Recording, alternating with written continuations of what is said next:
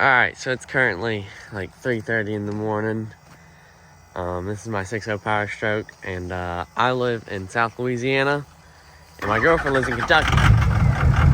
Oh. So, it's not happy.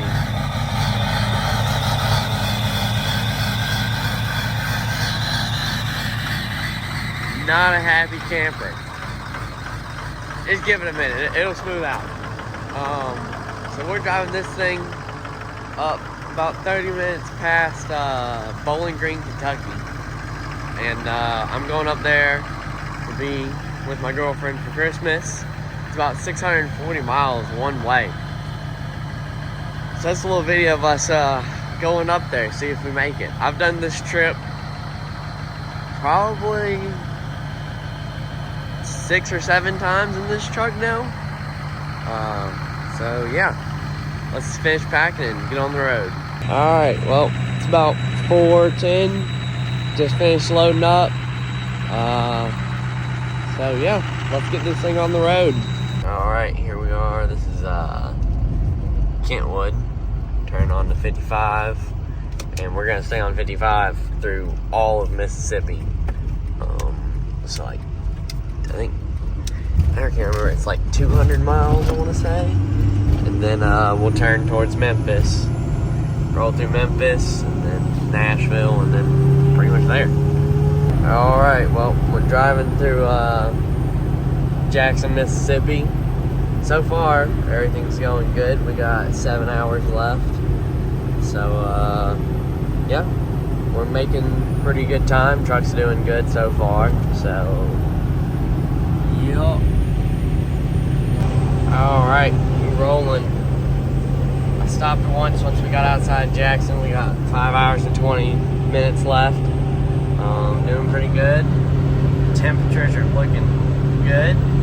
Before anybody goes, oh, why is your oil and coolant temperature 12 degrees apart? Well, they would be about 4 right now. But a few months back, I resealed my factory oil cooler. I have an IPR oil cooler relocate kit. So for those of you who don't know what that is, essentially think of pulling your oil cooler out. Your oil cooler sits under your oil filter housing. Pulling your oil cooler out, putting 2 pipes that go through and loop everything through, straight through, like a straight pipe essentially. And it comes out, you put a special cap on the oil filter housing.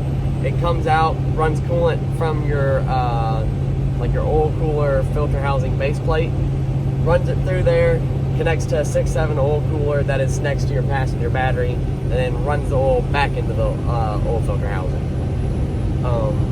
It's pretty interesting. I really like the kit because my oil cooler went out one time, and this thing ran 256 degree oil temps.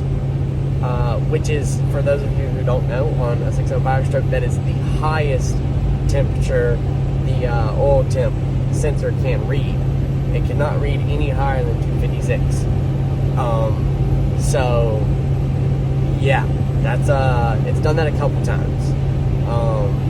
That'll make you nervous. I don't want to hear anything about your 20 degree apart. That ain't nothing. Let me know when you get to 65, and then you can start panicking. Somehow didn't grenade this motor. Very thankful that it didn't grenade it.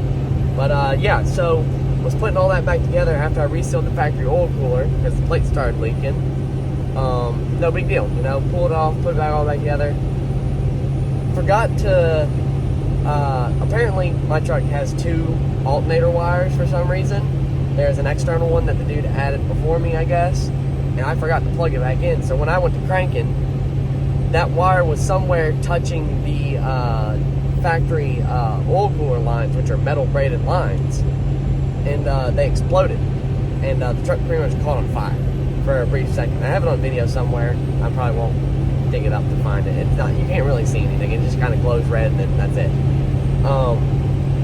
So I went to this place over by where I live called Coca Sales, picked up new braided lines, put them on, cranked the truck up, and it said low oil pressure, and I was like, well, that's not good. Come around, look down, oil's dumping out underneath my truck. I'm like, bruh, what is going on. Like, I just spent 4 weeks taking my time cleaning the whole motor, doing the whole oil cooler, everything. And the lines had pulled out of the fittings. And those oil lines only have about 60 psi in them at most, really. Like, it's not supposed to be that pressurized up there by your oil filter. And I pulled them lines off, and I could grab the fitting and the line and just pull them apart, like straight apart, just pull them out. So I brought them back, and they were like, dude, as soon as you left, we got a call that those fittings had been recalled and that they were having issues with them blowing out. And I was like, well, that's great. So they gave me some money back, and I got hydraulic lines, and I asked for 3/4 total diameter, and they gave me 3/4 inner diameter, so it's a 1-inch line. So pretty much with normal hydraulic lines is they're too thick that they don't let heat, like out of the line, so it causes the truck to run too hot, which is really annoying because those things are not cheap. The dude I used to work for does know Vince that owns IPR Solutions, so I need to message him and see about getting some new ones, because in the summer it does run a little warmer than it really needs to, but during the winter it'll run 10 to 15 apart, which isn't terrible. Some people say 10 apart is the max, which is what I always thought with the other truck. My dad bought that truck in 2017. That's what everybody told us, that don't let those two get more than 10 apart unless you got a problem. That truck, you can roll down the highway like 60 miles an hour, pulling like 16,000 pounds behind it, and the oil temp and coolant temp will run 2 degrees apart. It is stupid. I wish mine could do that, but it is what it is. I'll fix it one day. But yeah, a little backstory on that. Average second gen owner. What in the world? I don't know what's going on. I don't know where I'm at. 117 miles from Nashville. We're getting there. 3 more hours, and we'll be there. I always love this part of Tennessee. It's so pretty right here. Coming from Louisiana, if you look it up, pretty sure Louisiana is like the 3rd flattest state in the country. So when I go anywhere like that, that's a mountain. I don't care what y'all say. Like, that's literally, like, that'd be the biggest hill we got in Louisiana. I'm pretty sure it's like Driscoll. I think it's called Mount Driscoll in Louisiana. It's like 518 feet or something. Really, really stupid. So this is really cool for me. I always love coming up here. That's really why I want to move up here. It's just so pretty.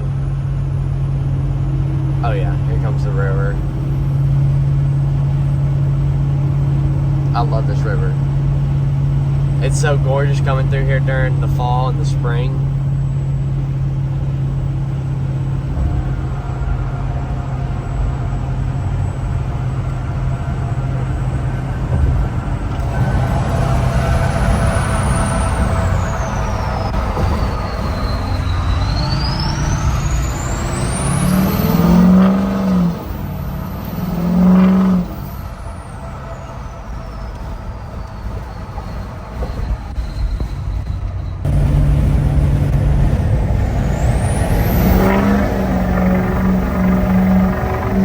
Alright, we just stopped off about 40 miles out of Nashville. I had to stretch my legs for a bit, but we're gonna hop back on the interstate and continue on. Traffic on the other side has been going for about 15 miles now. It looked like an 18-wheeler flipped over into the ditch, like into the median, and they were cleaning it up when I drove through about 20 minutes ago with that stop. And the traffic's still backing up into Nashville. This is ridiculous. It just keeps going and going and going. It had to be a good 15 miles. Golly, it's still going. Oh, there's the end of it. Oh, nope, never mind. It's just catching up. Not the end of it. Golly. Well, we made it to Nashville. We're 102 miles from where we need to be.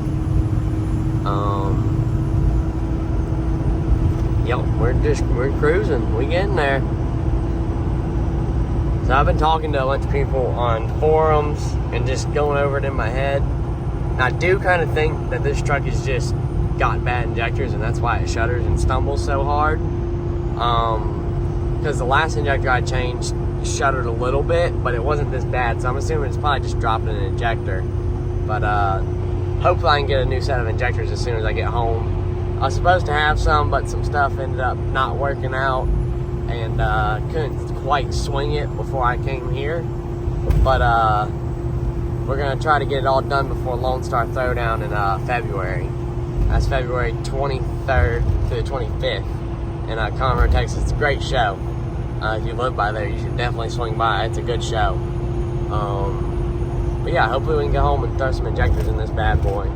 But yeah, we're cruising. Next time, well, I guess I'm gonna probably stop at Buc-ee's on my way and get some diesel, because I'm finally coming off the spare tank. So, yep. Well, we're in Kentucky. About time. Got stuck in 2 spots of traffic in Nashville. But we're here. Well, we finally made it. Her neighbors are gonna love me for the next 2 weeks. I thought it was so sketchy the first time coming here, going down this driveway.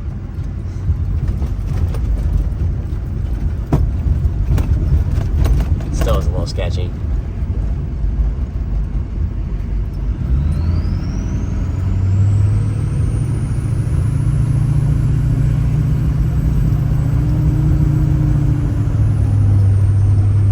Here we are.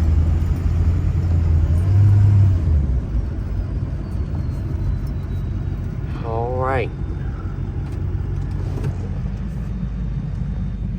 There she is.